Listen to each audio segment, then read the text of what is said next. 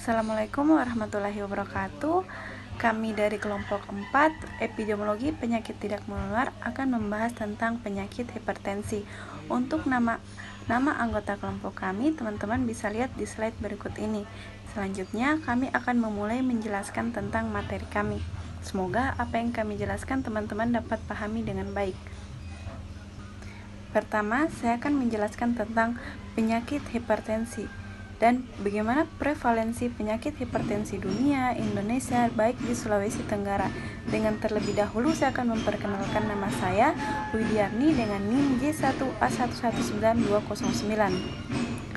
Apa sih itu hipertensi? Hipertensi mungkin sudah tidak asing di telinga kita semua, apalagi di tenaga kesehatan. Hipertensi adalah tekanan darah tinggi atau tekanan darah tidak normal dari seseorang. Kemudian bagaimana sih hipertensi itu bisa dikatakan sebagai dia itu penderita hipertensi? Pertama itu dia ketika tekanan diastolik itu diukur secara 2 hari berturut-turut itu di atas dari 140. Kemudian untuk tekanan sistoliknya diukur di atas 90 mmHg. Lalu bagaimana sih prevalensi penyakit hipertensi di dunia? Prevalensi penyakit hipertensi di dunia adalah 7,5 juta kematian itu disebabkan oleh penyakit hipertensi dan 1,3 miliar penduduk di dunia itu menderita penyakit hipertensi. Angka ini tentunya sangat tinggi dan angka hipertensi ini betul-betul sangat berbahaya untuk kita ketika kita tidak terkontrol atau tidak mencegahnya. Untuk di Indonesia sendiri, prevalensi penyakit hipertensi itu berada pada urutan ketiga setelah stroke dan TB. Tentu penyakit ini terbilang sangat tinggi juga di Indonesia, di mana diperkirakan 15 juta orang menderita penyakit hipertensi, tetapi hanya 4% yang penyakit hipertensinya itu terkendali, sedangkan lebih dari 50% itu memiliki tekanan darah yang tidak terkendali. Ini menurut jurnal Caya 2019. Kemudian untuk prevalensi penyakit hipertensi di Sulawesi Tenggara itu berada pada peringkat kedua dengan 10 besar penyakit yang terkena pada penduduk Sulawesi Tenggara, yaitu sebesar 11.625 kasus pada kategori penyakit tidak menular, yang berada pada peringkat pertama dengan presentasi kasus sebesar 33,68%. Sedangkan berdasarkan jenis kelamin, hipertensi itu lebih banyak ditemukan pada laki-laki dengan sebesar 45,61%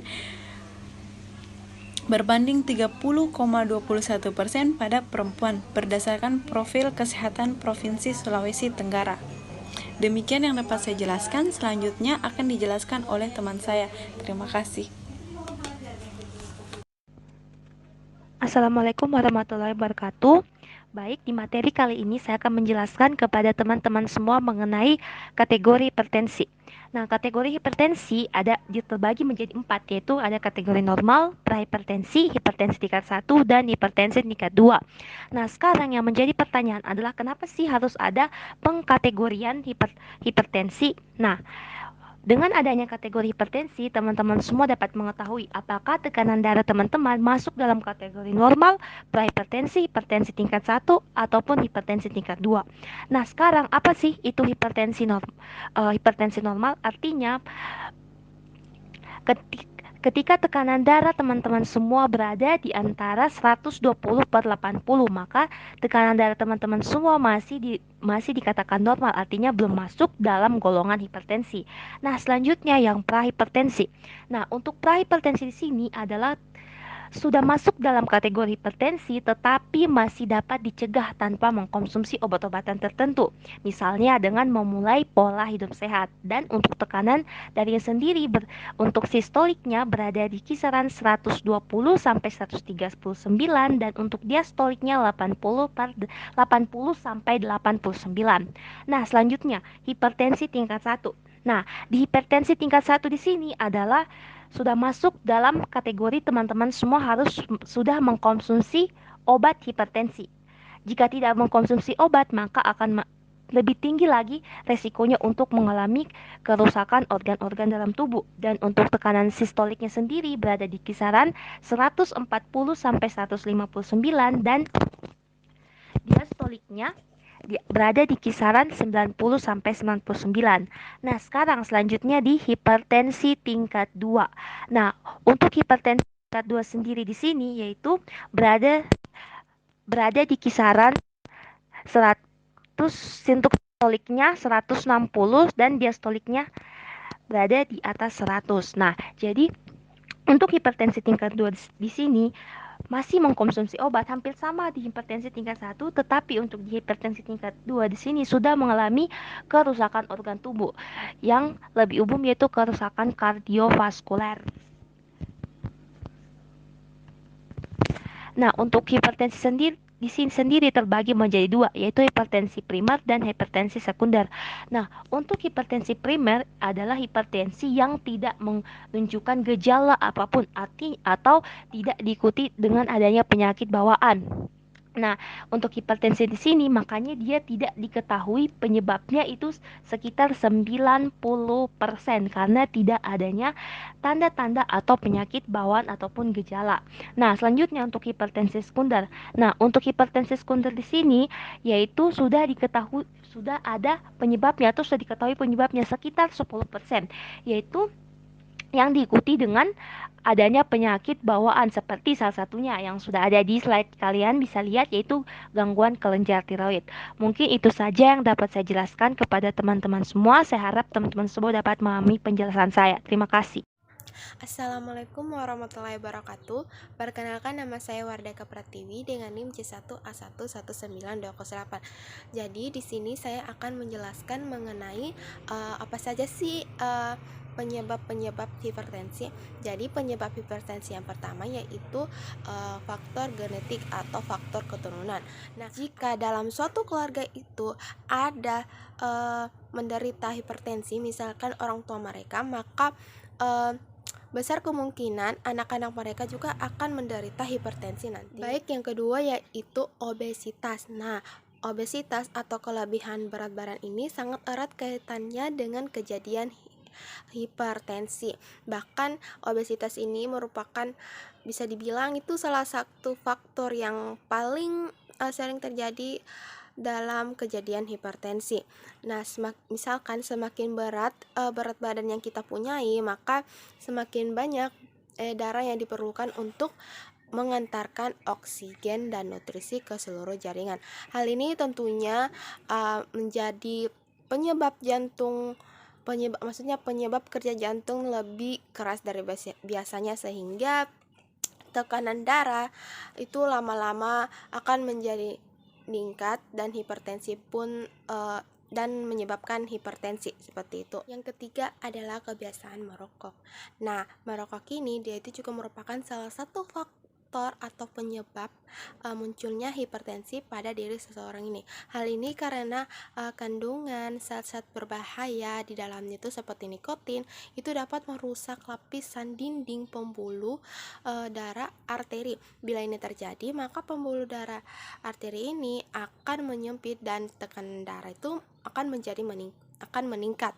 Nah, peningkatan tekanan darah ini akibat rokok juga bisa menyebabkan kerusakan jangka panjang pada pembuluh darah penderita hipertensi. Dengan demikian, perokok aktif dengan tensi tinggi itu berisiko terkena komplikasi hipertensi seperti stroke, penyakit jantung, dan serangan jantung. Yang keempat adalah stres. Nah, stres ini juga merupakan salah satu faktor atau penyebab hipertensi. Jadi kalau jika kita stres, maka tekanan darah kita itu akan meningkat. Misalkan dalam mungkin kita stres memikirkan hal-hal lain, itu akan membuat kepala kita jadi sakit. Nah, kepala kita sakit ini juga merupakan salah satu tanda tekanan darah kita itu naik atau bisa menyebabkan hipertensi. Jadi mungkin kita bisa mengelola stres kita agar tekanan darah kita itu tidak naik sehingga tidak dapat menyebabkan hipertensi seperti itu. Kemudian yang kelima yaitu faktor usia. Nah, faktor usia ini juga merupakan salah satu penyebab dari terjadinya hipertensi. Misalkan seseorang itu sudah lanjut usia, jadi tidak heran lagi kalau dia itu menderita hipertensi, karena memang hipertensi ini cukup sangat sering menyerang orang yang sudah lanjut usia. Yang keenamnya itu pola asupan garam. Jadi semakin banyak garam yang kita konsumsi perharinya, maka akan memicu terjadinya hipertensi. Karena kan karena garam kayak ini kalau misalkan terlalu banyak dikonsumsi, maka itu pembuluh darah arteri akan menebal dan jadi semakin sempit, sehingga nanti jantung akan memompa secara cepat dan membuat tekanan darah itu pun meningkat.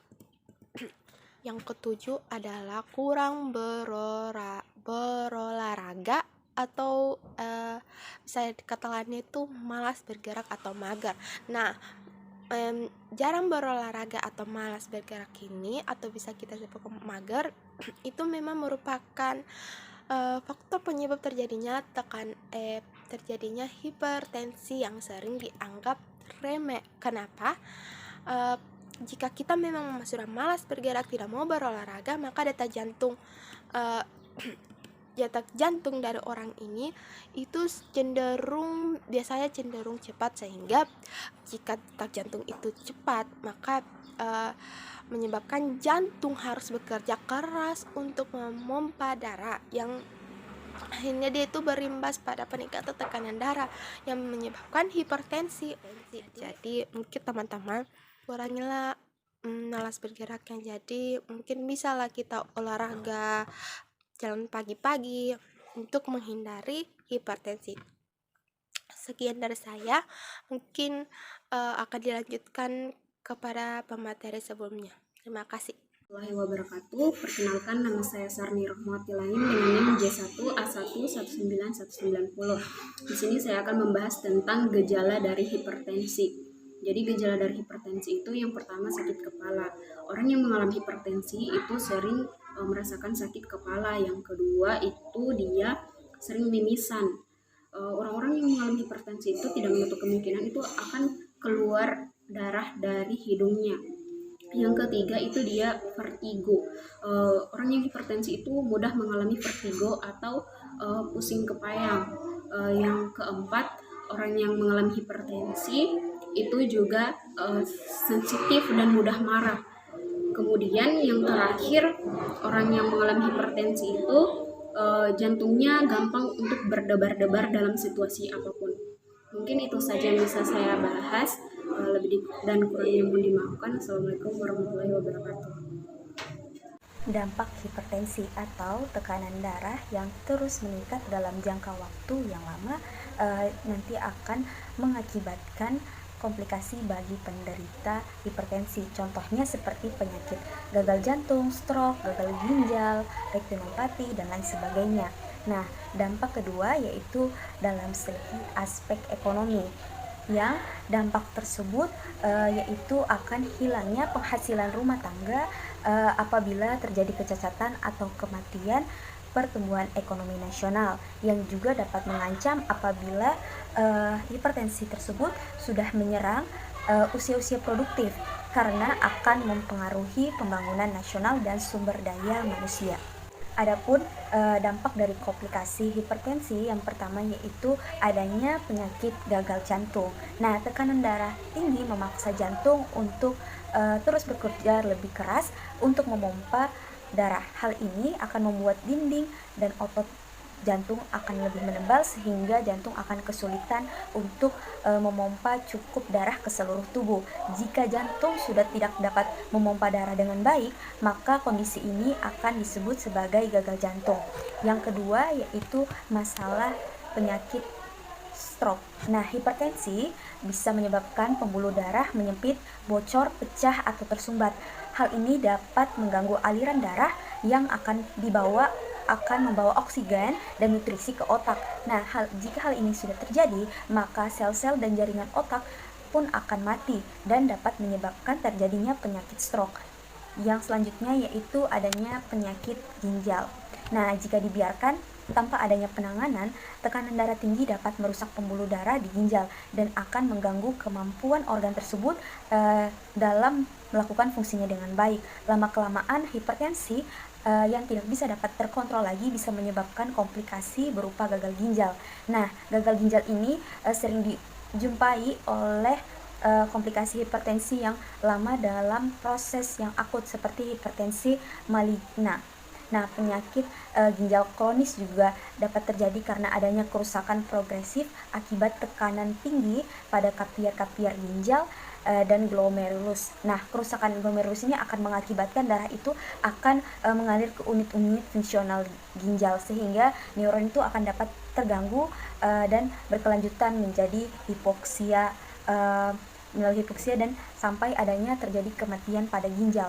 Selanjutnya yaitu komplikasi dari masalah penyakit hipertensi yaitu retinopati atau kerusakan pada retina. Kondisi ini terjadi akibat adanya penebalan dan penyempitan pembuluh darah di mata. Nah, tingginya tekanan darah dapat mengganggu fungsi retina dan saraf mata sehingga penglihatan akan menjadi lebih terganggu. Salah satu komplikasi hipertensi ini paling sering terjadi. Nah, kondisi ini biasa ditandai dengan adanya pembengkakan dan rusaknya pembuluh darah di retina yang bisa juga mengakibatkan penglihatan kabur bahkan kebutaan. Selanjutnya yaitu komplikasi dari akibat penyakit hipertensi yaitu seperti penyakit pembuluh darah tepi, gangguan saraf maupun gangguan serebral atau gangguan otak. Assalamualaikum warahmatullahi wabarakatuh. Perkenalkan, nama saya Waudeni Lamfebriani dengan NIM J1A1192205. Nah, pada kesempatan kali ini saya akan menjelaskan mengenai cara pencegahan hipertensi. Cara pencegahan hipertensi ada beberapa cara yang perlu kita lakukan. Yang pertama yaitu menjaga berat badan ideal. Menjaga berat badan ideal ini membantu kita untuk tidak terkena yang namanya hipertensi. Apabila berat badan kita di atas yang namanya ideal, maka kita itu berpotensi 2-6 kali terkena namanya hipertensi. Sebaliknya, jika berat badan kita ideal, maka akan membantu kita untuk tidak terkena yang namanya hipertensi. Yang kedua yaitu rutin berolahraga. Apabila tubuh kita rutin berolahraga, misalnya lari-lari kecil selama 30 menit, itu akan membantu kita membantu tubuh kita untuk tidak terkena yang namanya hipertensi, karena tubuh kita itu butuh yang namanya mengeluarkan zat-zat tidak bermanfaat dalam tubuh kita. Baik, cara yang ketiga yang perlu kita lakukan yaitu mengonsumsi makanan yang rendah lemak, kaya serat seperti buah dan sayuran. Mengapa kita dianjurkan mengonsumsi seperti buah dan sayuran? Karena kandungan buah dan sayuran di sini itu sangat dibutuhkan oleh tubuh kita dan sesuai dengan kebutuhan tubuh kita. Kandungan sayur dan buah ini tidak berpotensi menyebabkan kita yang namanya terkena hipertensi. Kemudian cara yang keempat di sini yang perlu kita lakukan yaitu batasi mengonsumsi garam berlebihan. Kita dalam kesehatan dianjurkan untuk mengonsumsi garam itu kurang dari 1 sendok makan, tidak boleh lebih dari 1 sendok makan per hari. Itu sudah menjadi takaran agar kita ini tidak terkena yang namanya hipertensi. Cara yang kelima yang perlu kita lakukan yaitu tidak meminum yang mengandung kafein. Mengapa? Karena kafein di sini bisa menyebabkan kelenjar adrenalin melepaskan banyak adrenalin sehingga menyebabkan tekanan darah dalam tubuh kita itu menjadi naik. Cara ke-6 yang perlu kita lakukan yaitu mengurangi stres. Kita lalu dianjurkan untuk selalu berpikir positif, tidak memiliki banyak pikiran, karena apabila kita memiliki banyak pikiran, tentu tekanan darah kita itu akan naik. Kemudian cara yang ketujuh yaitu tidak merokok. Mengapa? Karena zat-zat kandungan dalam rokok seperti nikotin ini akan merangsang sistem saraf simpatis, sehingga menyebabkan yang namanya penyempitan pembuluh darah.